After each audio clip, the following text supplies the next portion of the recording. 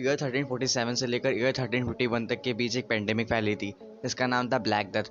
और उस पेंडेमिक को उस टाइम की एक क़यामत से कम नहीं कह सकते थे, क्योंकि उस पेंडेमिक ने तकरीबन 75 मिलियन से लेकर 200 मिलियन तक के लोगों की जान ली थी। मतलब कि 7 करोड़ से लेकर 20 करोड़ तक के लोगों की जान ली थी।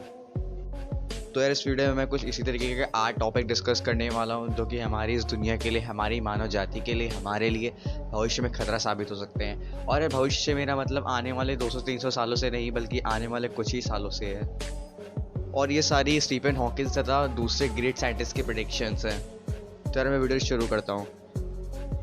Reason number 1, natural disaster. जो ये पिक्चर अपनी सेलफोन की स्क्रीन पर देख रहे हैं, ये जापान के आइजू आइसलैंड में हुए वॉल्केनिक इरप्शन के बाद की पिक्चर है। एक्चुअली ये पिक्चर एक वेडिंग की है। मतलब कि जब जापान में वॉल्केनिक इरप्शन हुआ था आइजू आइसलैंड में, तब उसके बाद वहाँ के एटमॉस्फेयर में सल्फर गैस की मात्रा इतनी ज़्यादा हो गई थी, जिसके चलते उन लोगों को सांस लेने में तकलीफ होने लगी थी, और वहाँ के लोगों ने मास्क पहनना शुरू कर दिया था। और ये पहली बार नहीं है कि नेचर ने इंसानों की बैंड बजाई है। ऐसा बहुत सालों से होता आ रहा है। चाहे वो इंडोनेशिया में हुआ 1815 में वॉल्केनिक इरप्शन हो, या चाहे वो साउथ अमेरिका के चिली में हुआ 9.5 मैग्नीट्यूड का भूकंप हो, या फिर वो 1985 में आया अलास्का की सुनामी हो। Reason number 2, nuclear war. The great scientist Albert Einstein ने कहा था, मैं ये नहीं जानता हूँ कि वर्ल्ड वॉर 3 किस तरीके के हथियारों से लड़ा जाएगा, लेकिन मैं इतना जरूर जानता हूँ कि वर्ल्ड वॉर 4 पत्थर और लकड़ी के हथियारों से लड़ा जाएगा। इस बात का बहुत ही डीप मीनिंग है। जैसा कि हम लोग जानते हैं कि हम ह्यूमंस लोगों ने न्यूक्लियर वेपन्स में बहुत ज़्यादा तरक्की हासिल कर ली है। बहुत ज़्यादा तरक्की तो नहीं, लेकिन फिर भी काफ़ी तरक्की हासिल कर ली है। हर एक कंट्री के पास खुद के न्यूक्लियर वेपन्स है, और वो भी काफ़ी बड़ी तादाद में। तो यार अगर फ्यूचर में वर्ल्ड वॉर 3 होता है, मैं तो नहीं चाहता कि वर्ल्ड वॉर 3 हो, और मैं नहीं जानता कि फ्यूचर में वर्ल्ड वॉर 3 होगा कि नहीं होगा, बट लेकिन फ्यूचर में वर्ल्ड वॉर 3 होता है तो यार न्यूक्लियर वेपन का यूज़ होना कंपलसरी है एक टाइप में देखा जाए तो।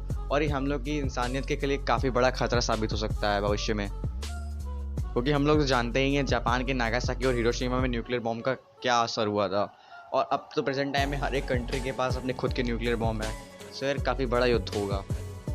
रीज़न नंबर 3, आवर सन। सो यार देखो, हाँ आपने सही सुना, आवर सन, हमारा खुद का सूरज। यार इसके बारे में एक प्रेडिक्शन है, साइंटिस्ट ने ये करी है कि 7.5 बिलियन ईयर्स के बाद सन का फ्यूल ख़त्म हो जाएगा।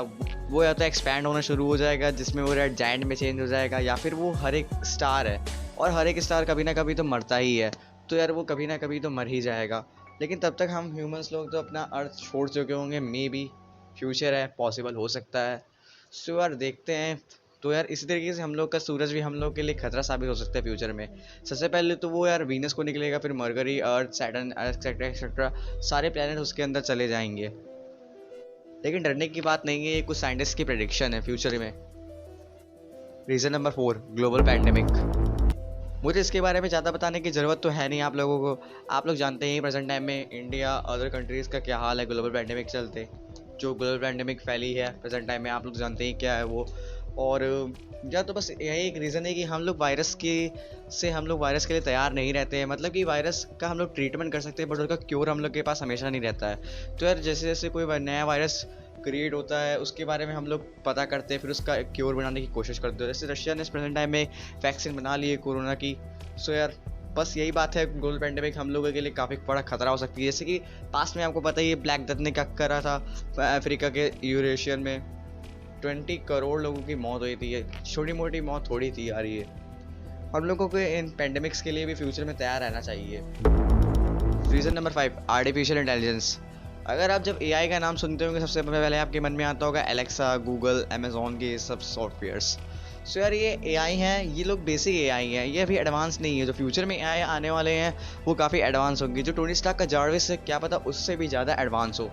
तो यार ये हो सकता है कि एआई हम लोगों के लिए खतरा इस तरीके साबित हो सकता है कि प्रेजेंट अगर हम लोग उससे कहते हैं कि पृथ्वी के लिए जो चीज़ें खतरा है उनको साफ़ कर दो, मतलब उनको डिलीट कर दो, जैसे पोल्यूशन, ग्लोबल वार्मिंग, उनको हटाओ, तो क्या पता वो ऐसा इस कमांड को ले कि इंसान भी पृथ्वी के लिए खतरा है, तो हम लोगों को भी ख़त्म कर दे। या फिर यार एआई का एक आपको एक्सपेरिमेंट पता चला होगा 2017 में फेसबुक में जब किया था, वो बॉब और एलिस नाम के 2 एआई बनाए थे, और उन्होंने उन दोनों एआई को आपस में बात करना शुरू कर दिया था, और उन्होंने अपनी खुद की एक प्रोग्रामिंग लैंग्वेज डेवलप कर ली थी। थी, मतलब खुद की एक लैंग्वेज में बात करने लगे थे। तो यार ऐसा इसलिए क्योंकि हम ह्यूमंस भी स्टार्टिंग में जब बने थे तो हम लोगों ने खुद की एक नई लैंग्वेज बनाई, चाइनीज़, हिंदी एक्सेट्रा। हम लोगों ने बहुत सारी नई लैंग्वेज बनाई है अपने खुद के लिए। तो यार एआई भी ऐसा ही कर सकते हैं। तो यार इस टाइप में हम लोग के लिए एआई फ्यूचर में खतरा हो सकता है। Reason number 6, asteroid impact. बहुत टाइम पहले जब डायनासोर एग्जिस्ट करते थे तब एक एस्ट्रॉयड पृथ्वी से टकराया था, जिसके चलते सारे के सारे डायनासोर मर गए। और क्या पता फ्यूचर में भी पॉसिबल हो ऐसा, बट लेकिन हम साइंटिस्ट के अकॉर्डिंग ये जानते हैं कि वो स्पेस में होने वाले इंसिडेंट्स को काफ़ी आगे आने वाले सालों तक जानते हैं, कि मतलब कि वो 100 सालों तक जानते हैं कि कौन सा एस्ट्रॉयड हम लोग पृथ्वी से टकराएगा, कि कौन सा एस्ट्रॉयड नहीं टकराएगा। तो यार ये फ्यूचर में काफ़ी आगे पॉसिबल है, मतलब 150 साल 200 साल ऐसे पॉसिबल है। अभी प्रेजेंट टाइम में तो मुझे नहीं लगता कि ऐसा होगा। बाकी तो हम लोग अर्थ के बारे में इतना ठीक से नहीं जानते कि कौन सा वॉल्केनो कब फटेगा, कौन सा अर्थक्वेक कब आएगा, कहाँ पे सुनामी आएगी एक्सेट्रा। ये हम लोग अर्थ पे नहीं जानते, लेकिन लोग फ्यूचर के बारे में स्पेस के बारे में काफ़ी कुछ जानते हैं। Reason number 7, zombie.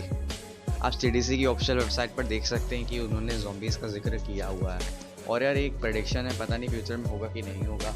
और हॉलीवुड की मूवीज़ में तो आप लोग को ज़ॉम्बी अक्सर देखने को मिल ही जाते हैं कि क्या हॉलीवुड की मूवी किस तरह के ज़ॉम्बीज़ को यूज़ करती है अपनी इंटरटेनमेंट के लिए। अच्छा है, वैसे हॉलीवुड की मूवीज़ अच्छी होती हैं। Reason number 8, unknown. मतलब यार हम लोग खुद नहीं जानते कि हम लोग के साथ फ्यूचर में क्या हो सकता है। मतलब फॉर एग्जांपल क्या पता है ब्लैक होल आके हम लोग की अर्थ को ले ले अपने अंदर। क्या पता यार किसी गामा रे बस्ट के शिकार हो जाए हम लोग। क्या पता यार हम लोग की मैग्नेटिक फील्ड खत्म हो जाए, जिसके चलते सन की सोलर विंड से हम लोग मर जाएं। क्या पता हम लोगों की मैग्नेटिक फील्ड उल्टी हो जाए, साउथ पोल नॉर्थ पोल की जगह चला जाए, नॉर्थ पोल साउथ पोल की जगह आ जाए। क्या पता यार कौन सा रीज़न हो सकता है फ्यूचर में हम लोगों के लिए। ऐसे बहुत सारे रीज़न हैं जो जिसके बारे में हम लोगों ने भी डिस्कवर नहीं किया है कि फ्यूचर में क्या हो सकता है हम लोग के साथ। तो यार बस इस वीडियो में इतना ही था। अगर वीडियो अच्छी लगी तो इस वीडियो को लाइक देना, चैनल सब्सक्राइब करना नए हो तो, और इस बेल आइकन को प्रेस कर देना। Thanks for watching. मिलता हूँ नेक्स्ट वीडियो में।